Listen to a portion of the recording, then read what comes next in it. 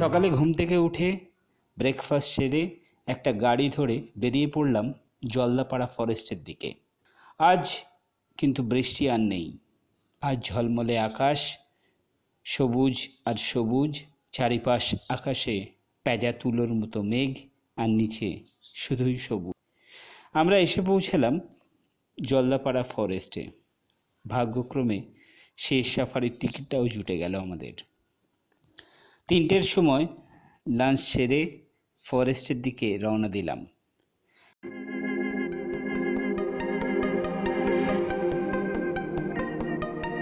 গা ছমছমে জঙ্গলের মাঝে একটা সরু রাস্তা ধরে আমরা একটা জিপসি নিয়ে এগিয়ে চলেছি। যেন মনে হচ্ছে কয়েকশো বছরের পুরনো গাছগুলো আমাদেরই প্রতীক্ষায় বসেছিল।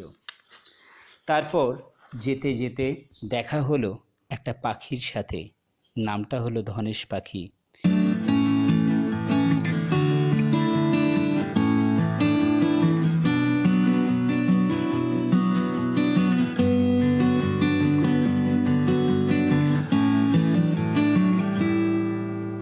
হঠাৎ নজরে পড়ল কয়েকটি ময়ূর এখানে ওখানে ছড়িয়ে আছে।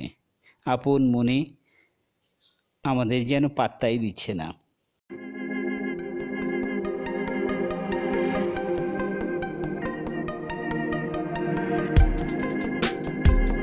আমরা ক্রমশ এগিয়ে চলেছি আরও ঘন অরণ্যের দিকে। নীল আকাশ আর ঘন সবুজ অরণ্য একে অপরকে বলে কে বেশি সুন্দর। জঙ্গলের মাঝে রাস্তা দিয়ে আমরা এগিয়ে চললাম আরও ঘন অরণ্যের দিকে। পৌঁছালাম একটি ওয়াচ টাওয়ার। আমাদের গাইডের কাছে শুনলাম এখান থেকেই সমস্ত বন্য প্রাণীদের আমরা দেখতে পাবো। টাওয়ারে উঠে তেমন কিছুই নজরে পড়ল না। হঠাৎ অনেক দূরে দেখলাম একটা গন্ডার হেলতে দুলতে এগিয়ে আসছে। ভাবলাম আমাদের ভাগ্যে কি আর কিছুই নেই, এইভাবে ফিরে যেতে হবে আমাদের? না, এটা হাতি দেখলাম না, এটা গন্ডার, না অন্য কিছু।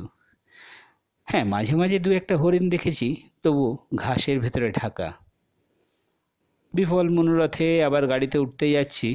হঠাৎ আমাদের গাইড বলল তাড়াতাড়ি টাওয়ারে উঠে যেতে। দৌড়ে টাওয়ারে উঠতেই দেখলাম একটি গন্ডার আরেকটি গন্ডারকে তাড়া করেছে। চোখের পলক পড়তে না পড়তেই গন্ডারটি আমাদের ওয়াচ টাওয়ারের কাছে চলে এলো। গাইডের কাছে শুনলাম যে সামনের গন্ডারটি একটি মেয়ে গন্ডার, যার পিছনে তাড়া করেছে এটি সাদা রঙের গন্ডারটি ছেলে।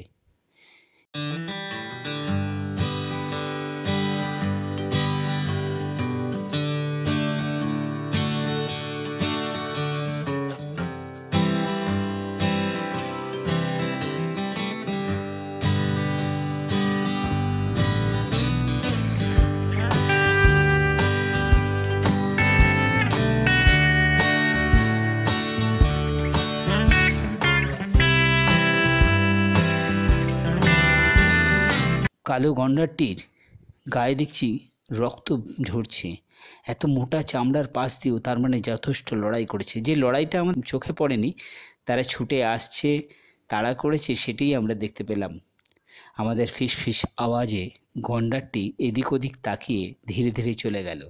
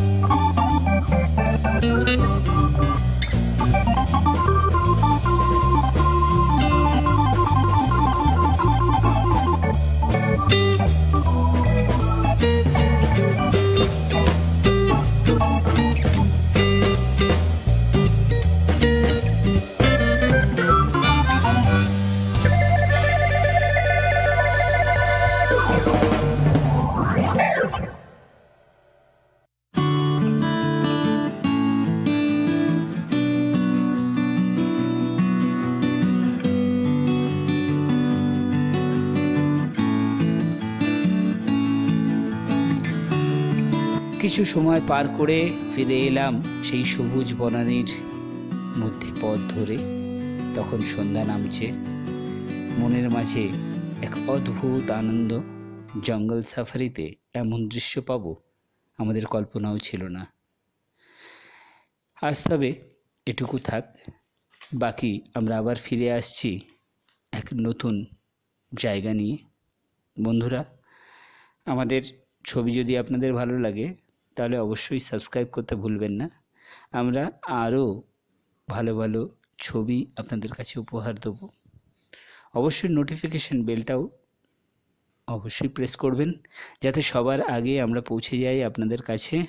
আর আমরা আপনাদেরকে দেখাবো আমাদের নতুন নতুন জায়গার অ্যাডভেঞ্চারাস অনেক গল্প আর প্রকৃতির উজাড় করে দেওয়া তার সুন্দর স্বপ্নগুলো। বন্ধুরা, আজ তবে বিদায়। ধন্যবাদ।